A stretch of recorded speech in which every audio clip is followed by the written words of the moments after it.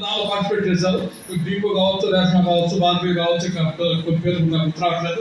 మరి లీడ్ తీసుకుని చక్క మరి మంచి ప్లానింగ్ తోటి ఇంతమందిని గ్యాదర్ చేయడం అంటే మాటలు కావు. మరి ఇంతకుముందు ఇదే స్కూల్లో నేను ఈ ఎక్కడ పార్టీకి ఒక బ్యాచ్ వచ్చాను. నేను ఒక 3 years బ్యాక్ అనుకుంటాను. మరి అప్పుడు ఇంతమంది కూడా రాలేదు. టీచర్లు అయితే అప్పుడు ఇప్పుడు 10 మంది అక్కడికి పోయేది, అప్పుడు 6-5 కూడా ఎక్కువ రాలేదు. వచ్చాక 5 మంది వచ్చాము. ఉండే గారు వచ్చారు.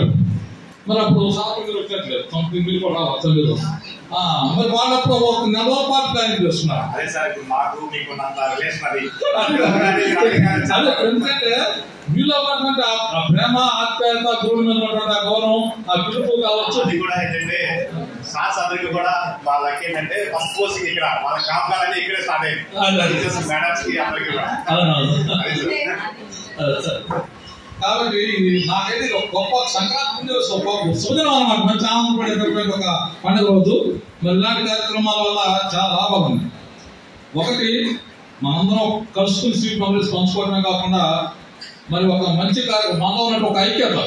అట్లాగే మన పాఠశాలకి మనం ఏం చేద్దాం, ఇప్పుడు మన కోసం మనం బ్రతకడం వేరు, ఇతరుల కోసం బ్రతకడం వేరు.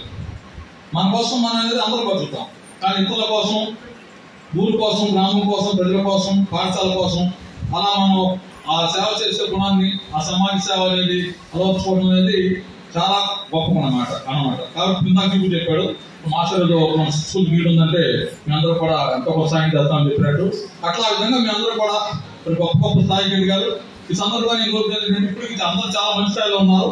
ఇంకా అవకాశాలు అందిపుచ్చుకుని ఇంకా గొప్ప స్థాయికి ఎదిగి ఇంకా ఉన్నతమైన స్థాయిలోకి వెళ్ళి మీ అందరూ కూడా మరి కీర్తి ప్రతిష్టలు సంపాదించుకుని గొప్ప స్థాయికి వెళ్ళాలని మనస్ఫూర్తిగా కోరుకుంటూ నాకు అవకాశం ఇచ్చినటువంటి మీ అందరికీ ధన్యవాదాలు తెలియజేసుకుంటూ సెలవు తీసుకున్నాను. Thank you very much.